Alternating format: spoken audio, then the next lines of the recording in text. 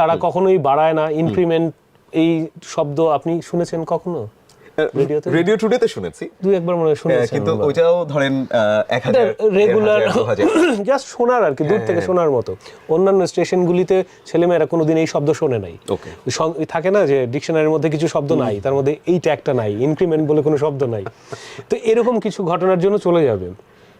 তো আমি ম্যানেজমেন্টকে বললাম যে কোনোভাবে কি আটকে রাখা যায় ভালো রিসোর্স ওরা যে হ্যাঁ এটা কারণ ও চলে যাওয়া মানে হচ্ছে নতুন একটা ছেলে বা মেয়েকে আমাকে রিক্রুট করতে হবে তার পেছনে আমাকে হিউজ পরিশ্রম করতে হবে তাকে সময় দিতে হবে তাকে শেখাতে হবে শুধু তো প্রেজেন্টেশন নয় স্ক্রিপ্টিং থেকে শুরু করে ভয়েস মডুলেশন থেকে শুরু করে বহু কাহিনী সো আপনি কোনোভাবে কি রাখা যায় কোনো করে তো আমাকে সেই মালিক বলেছিল আমি এটা মানে সবসময় বলি সুযোগ পেলে মানুষকে বলি সে আমাকে বলেছিল যে এত টেনশন করো কে ভাত ছেটালে কাকের অভাব হয় নাকি ওয়াও এটা কি আমি যেই মালিকের সাথে বসেছিলাম সে বলেছে নাকি আমি জানি না নাকি সবগুলা মালিকই এরকম আমি জানি না বাট আমি মালিকের নামটা বলবো সে আমাকে বলেছিল তুমি এত টেনশন করো কেন ভাত ছেটালে কাকের অভাব হয় ভাত ছেটালে কাকের অভাব হয় না তার দ্বিতীয় ডায়লগটা ছিল মুখের সামনে থেকে মাইক্রোফোনটা সরায় নাও